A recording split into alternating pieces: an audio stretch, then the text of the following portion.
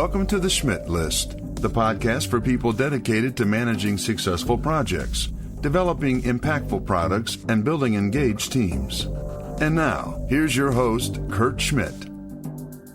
BJ, welcome to the show. How are you today? Good. How are you, Kurt? Oh, living the dream. So, BJ, you are into all things, all smart things, that is, IoT, all those different things. How'd you get involved in the Internet of Things? Was it something that you dreamed of as a kid to get into, and now you're living your dream?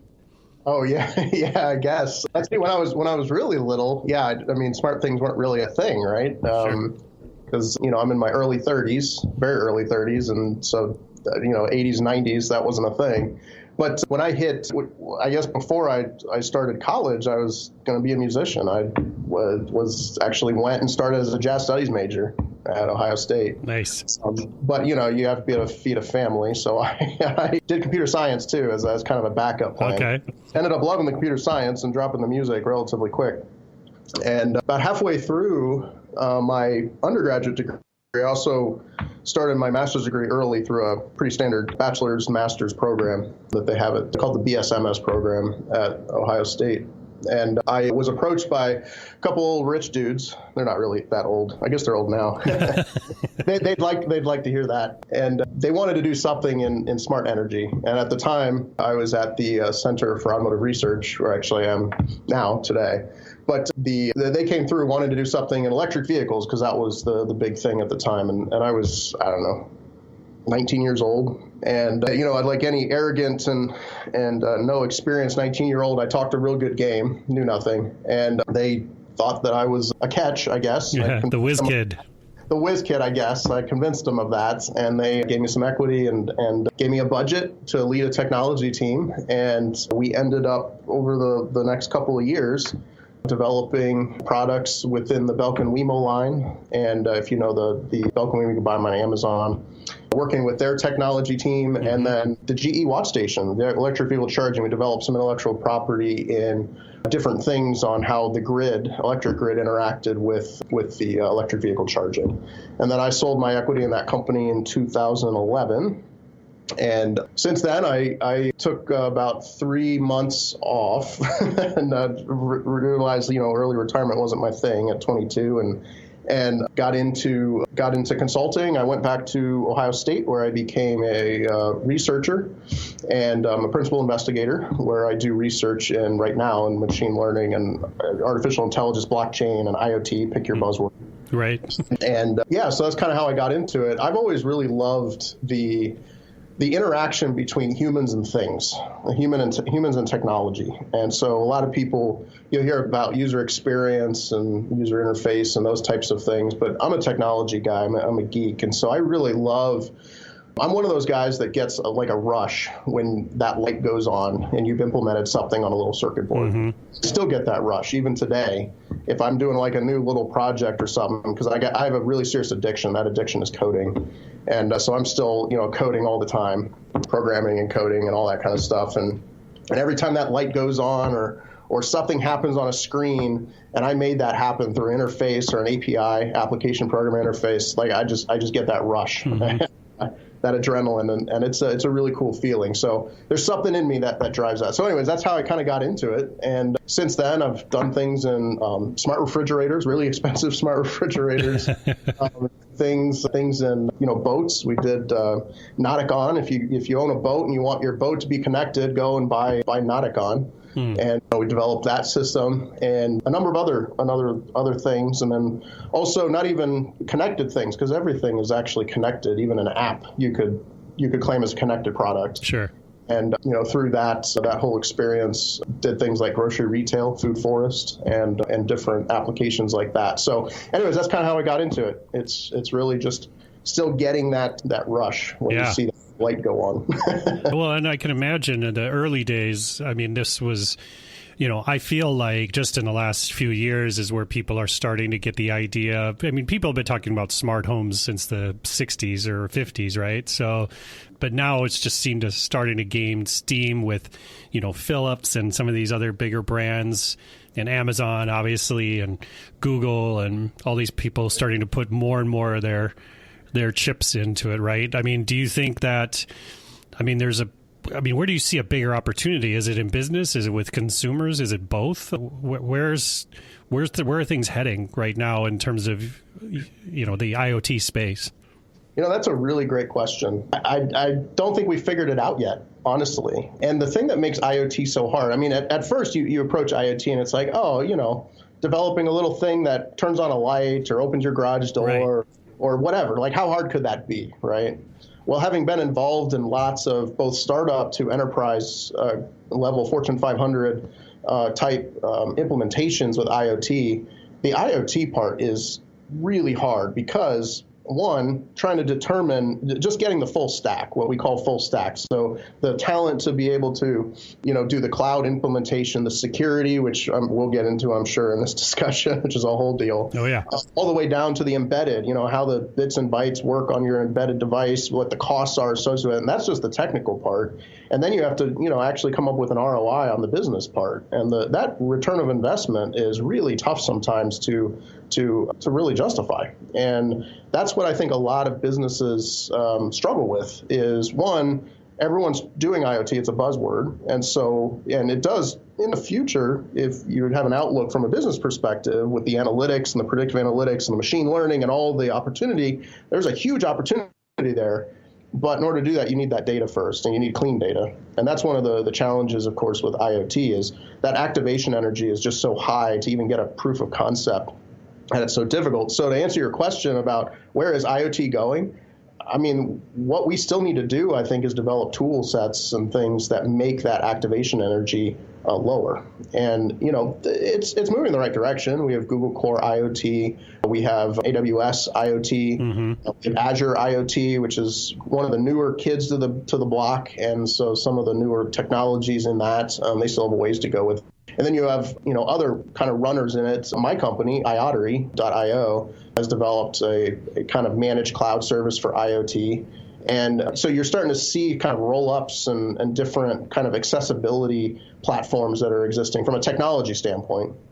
And then still making that business case is extremely difficult to do. Yeah. It's funny. Your question reminded me of something that actually happened over the weekend. Okay. So, much to my wife's chagrin, she's been on me about fixing our refrigerator because our refrigerator, it's a dumb refrigerator. There's nothing special about it. But the little water, it has a water thing in it where you can get water out of the fridge. Yeah. And the little lever kind of broke. And so you had to shove the cup up in it to get the water to actuate the little thing. And so, mm-hmm. As an engineer, I was like, yeah, I'll fix it. She's like, just buy a new fridge. I was like, I'll fix it. And so finally I got the time this over the weekend, Thanksgiving weekend, and fit this thing. And what I did was, those little RFID card holders. Mm-hmm. So I kind of tore one of those apart and I fastened it so that it became kind of that lever. Now, the RFID card holder had a little RFID little sign on it. And so I decided to leave the RFID little label on it, make it a smart fridge. And that was kind of my internal joke. It's right? Like a new fridge. Yeah, exactly. It's a brand new fridge. So, of course, she just rolled her eyes when she saw what I had done. But, it got me thinking. And the thing is, what would a smart fridge actually do? Of course, the gears in my head started turning maybe I could actually put in different flavors, right? And then I could put little RFID chips on the cups so that when I got the specific cup, you'd get Coke or, mix it with the syrup. And then, of course, all that a big rabbit hole starts happening, right? And then, you start realizing, why don't I just store Coke in the fridge? Yep. It's that level of the realization of what's the business, or what's just the convenience factor of it. Right. And it actually spawned a conversation between my wife and I, who are also watching the Star Wars Mandalorian, which is an awesome show. Mm-hmm. And the thing that either George Lucas did intentionally or did it for budgetary reasons, if you look at the technology in Star Wars, it's just supposed to be a really futuristic type of society, dystopian to some extent, but really the technology that they use, while it's AI all over the place and everything, it's very non-invasive in people's lives. If you think about it, not everyone's carrying around a smartphone. They're mm-hmm. not. They're not fumbling with different buttons to try to get something to work. It just kind of works with society. Even in these farming, agricultural societies, you see droids out there doing the farming. it's kind of like that's where we want to get to with IoT. Mm-hmm. We want to get to a point where it's not invasive, where it just kind of works with everybody. And we're so far away from that because there's so much forcing that's going on with trying to integrate apps that really don't mean anything, or they really don't provide any value other than maybe knowledge that something is happening. Yeah, I agree. It's a long ways away, right? It really is. So that user experience is really what we need to focus on now in IoT. And so I think that's where we're going, is more user experience focused, really assessing what the ROI is and how you can still have IoT, but also keep in mind that business ROI all the way through. So, yeah.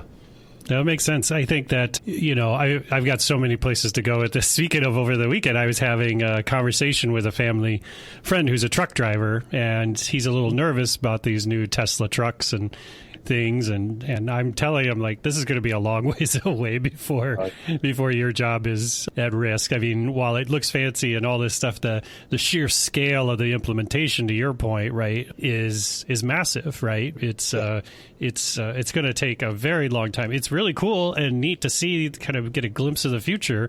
But I kind of look at it like those films in the 50s where it was like the robot's going to cook the turkey, Right. Yeah, exactly. Truck driving is a very interesting thing. I was doing some research, funded research a couple years ago at Ohio State, and we were using NLP, natural language processing, and looking at chat boards about what the biggest concern of truck drivers was.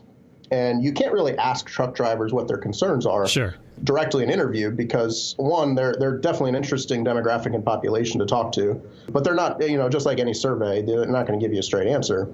And so what we found was just pulling mass amounts of text data and then analyzing it with proximity and all those types of things that we use with NLP, we were able to actually get what these truck drivers were worried about. And their number one concern was not health, because health is a big issue with truck drivers.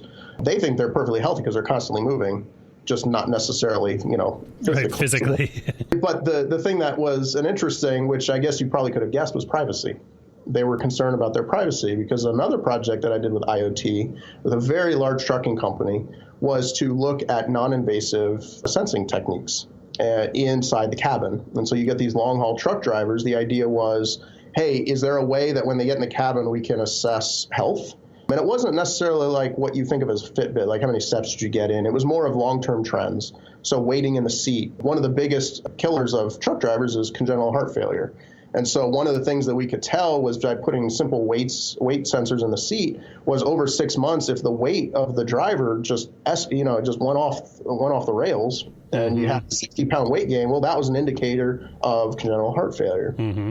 And you could see this with trends. And so that's an application of IoT that we did. In the end, the large truck company was so excited about this. It was a great innovation. And they went out to do their first voice of customer only to realize that there was no truck driver that would ever use this system, even if it meant saving their life, because they didn't want Big Brother watching them. And that's the thing about IoT, right? Yeah.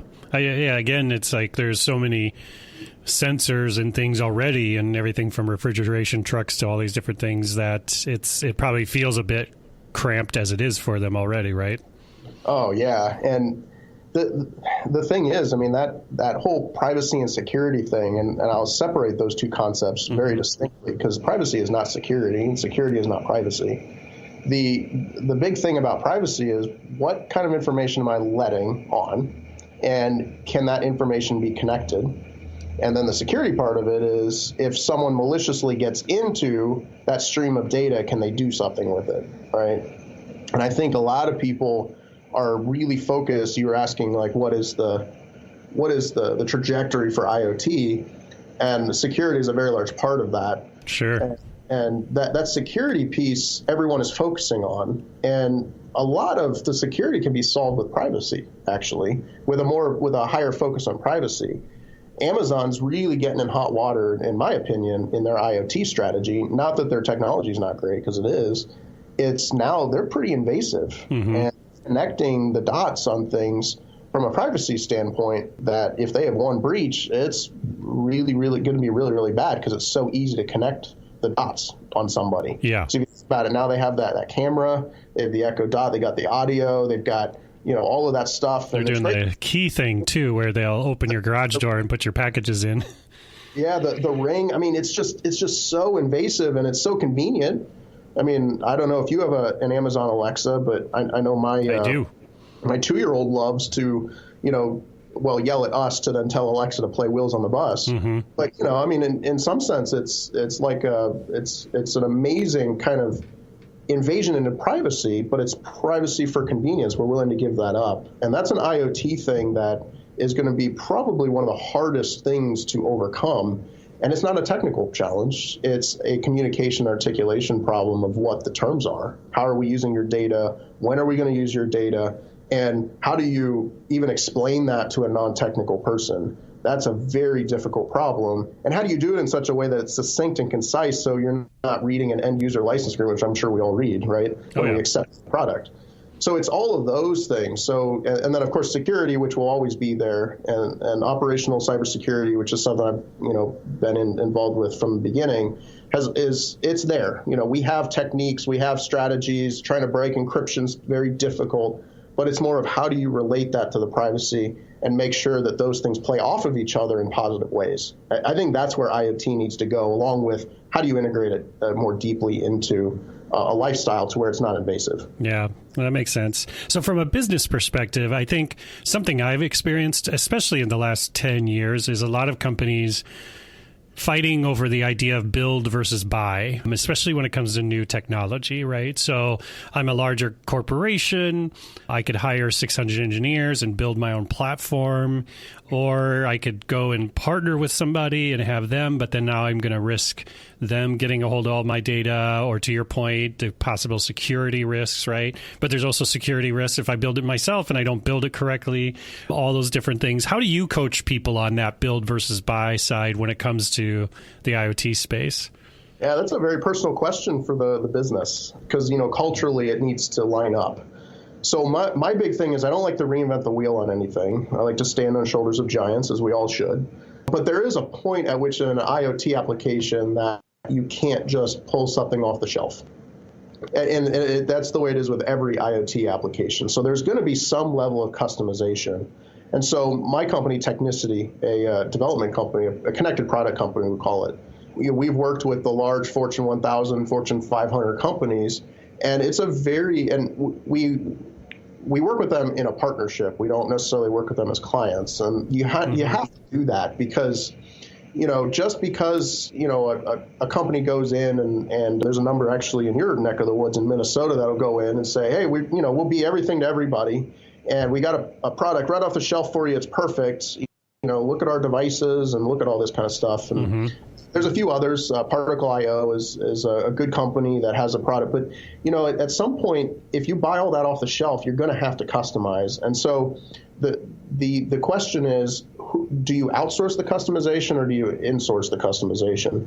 Usually I have to coach a client on, what's the ROI for your business? If you think that the data is going to be there and available immediately, then maybe you should just buy something off the shelf and kind of force it into your application because you want to get to those analytics because that's what's going to get you that ROI. Right.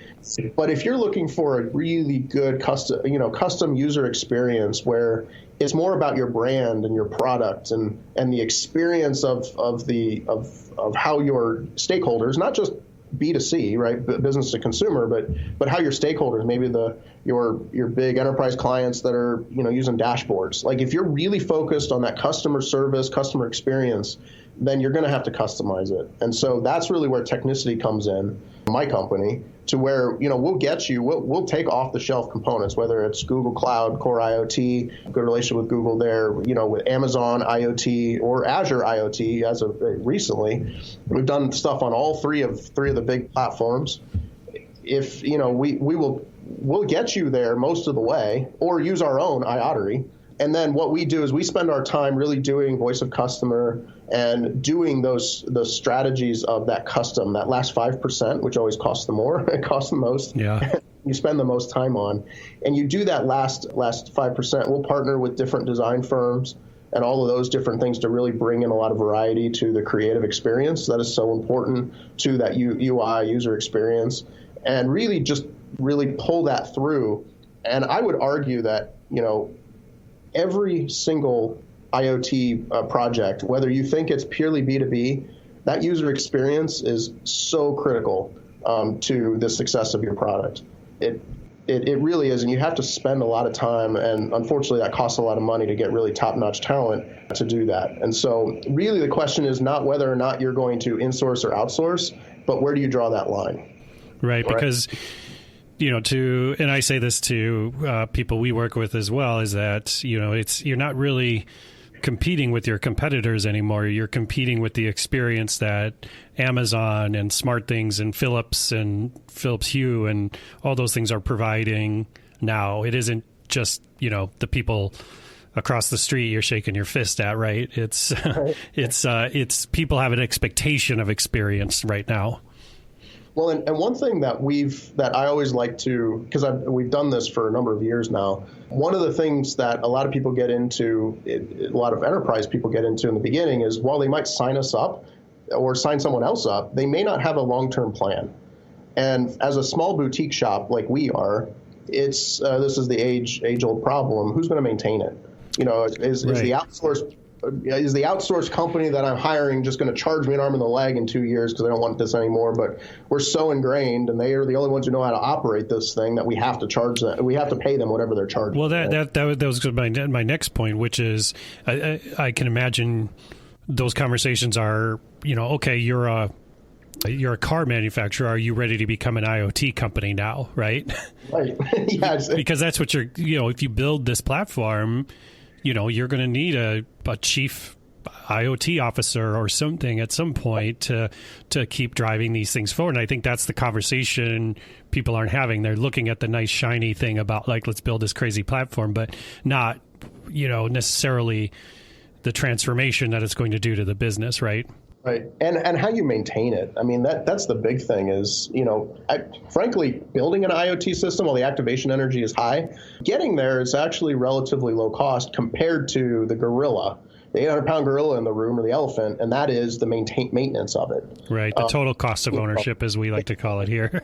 The total cost of ownership. That just dwarfs the high price tag of building that initial IoT platform. And one thing that we've been relatively successful at, it doesn't work for everybody, but one thing that we do, since we're a small boutique, is we work with our partner. That's why we call them partners. We work with our partner, and we'll actually hire junior developers that are vetted by the partner company, the enterprise. And what we'll do is we'll work them through, and we'll boot camp them, and we'll build the system alongside of them. And so they've already made a deal with the enterprise clients so that when we get to transfer time, we call it at transfer, they actually get a fully packaged little experienced team that's up on this. Their deals are already set with the company, and they've been trained so that then they can usually in-house this, or they have the option that we have a maintenance team at that point to maintain it if they don't like the price tag, or they don't want to bring on the team or whatever. We at least have a maintenance team that is self-sufficient and able to support.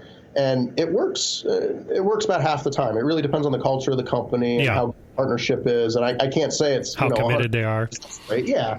And, how many of these things actually work in the end? There's a risk associated with it.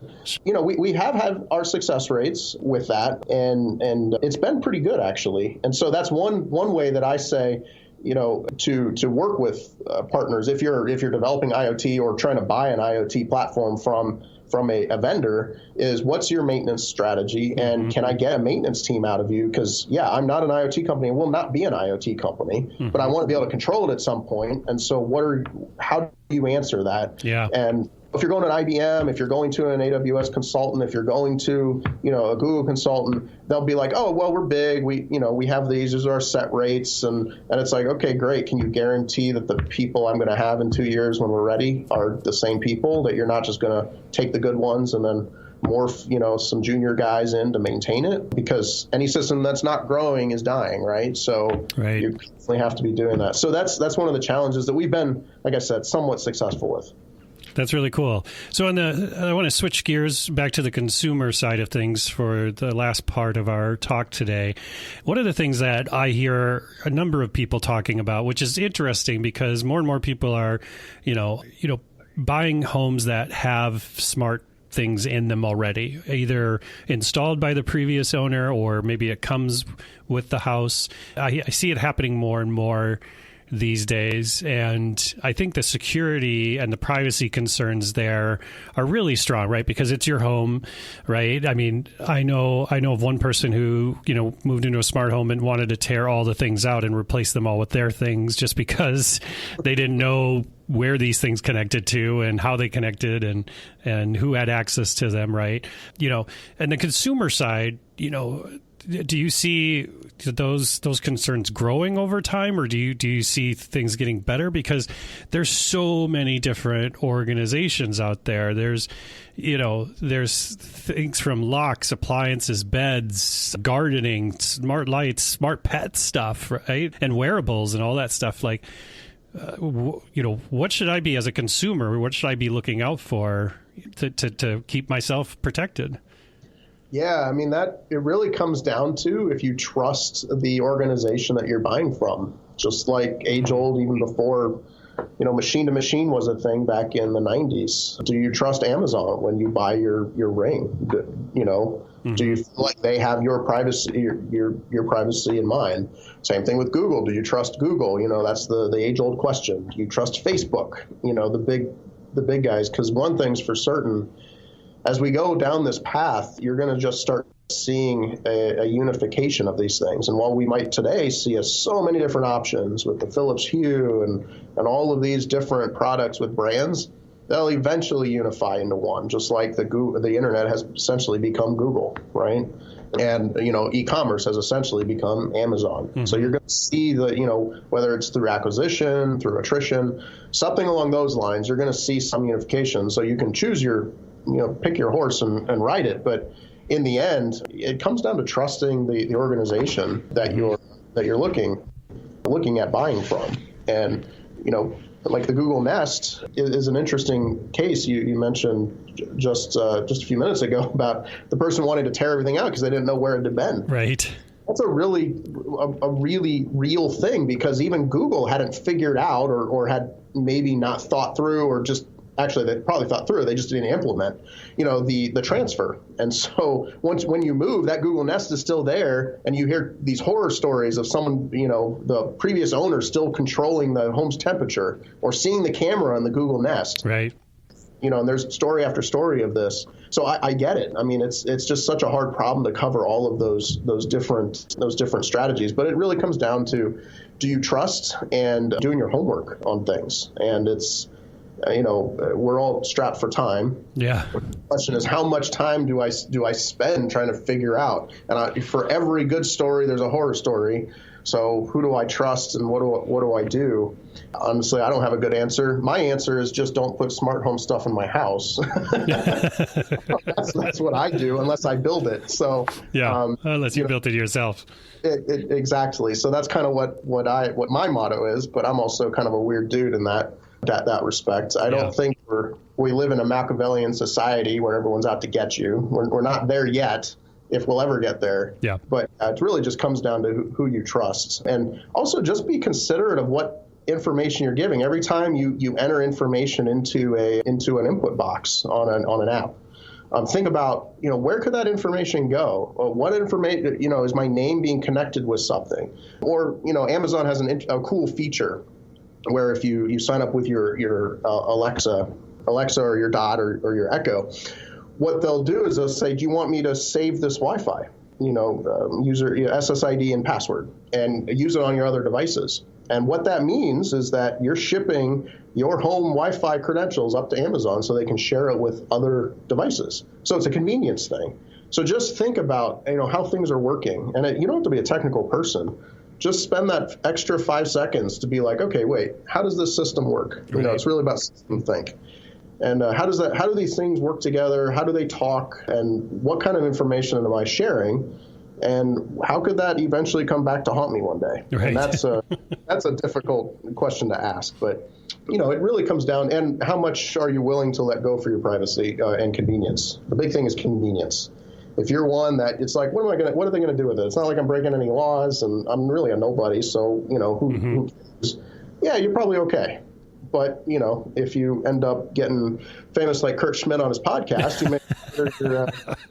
may consider a different approach to your security. Right, so. Exactly. Yeah, if you're Leonardo DiCaprio, you might not want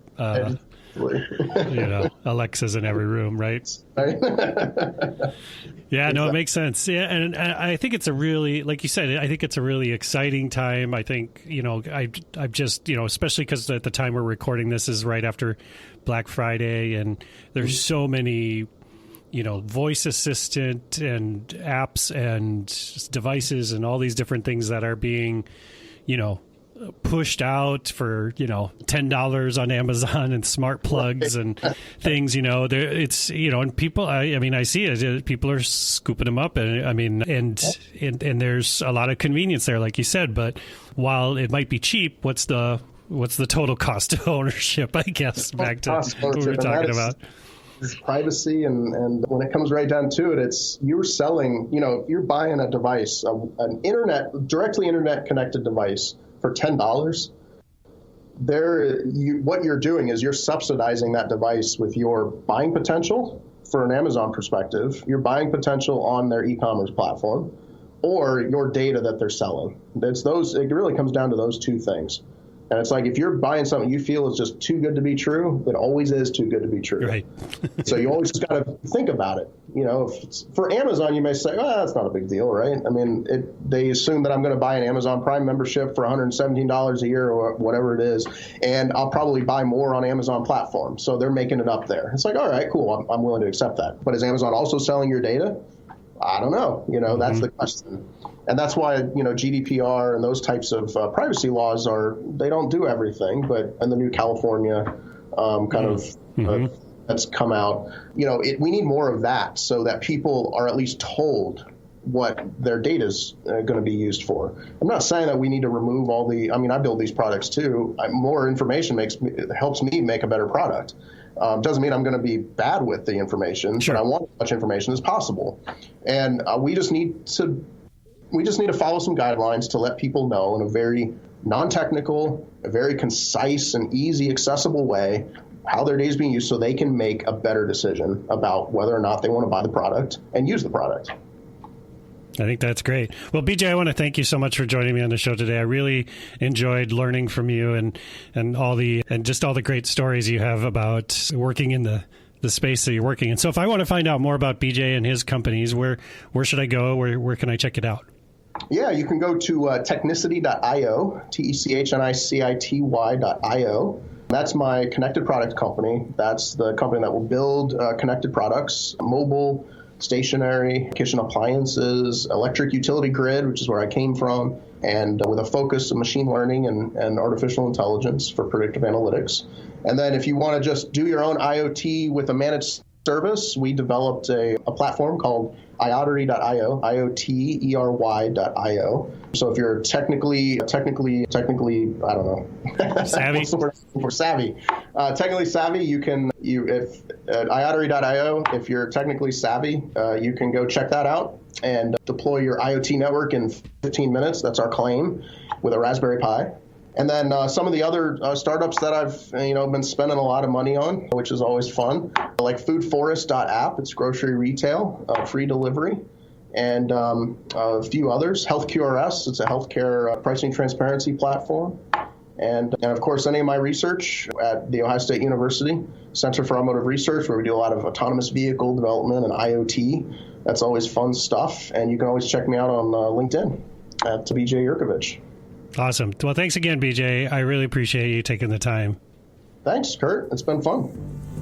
Thank you for listening to The Schmidt List. If you want to learn more about how Foundry accelerates innovation, check out foundrymakes.com. And if you'd like me to speak about establishing a growth mindset at your conference or with your team, drop me a note at kurt@foundrymakes.com. Oh, and the next time you're on the internet, head to iTunes and leave the show a review. If you enjoyed this episode, please share it with a friend, because sharing is caring. I truly appreciate you taking the time to listen to the show, and I hope you have a fantastic week.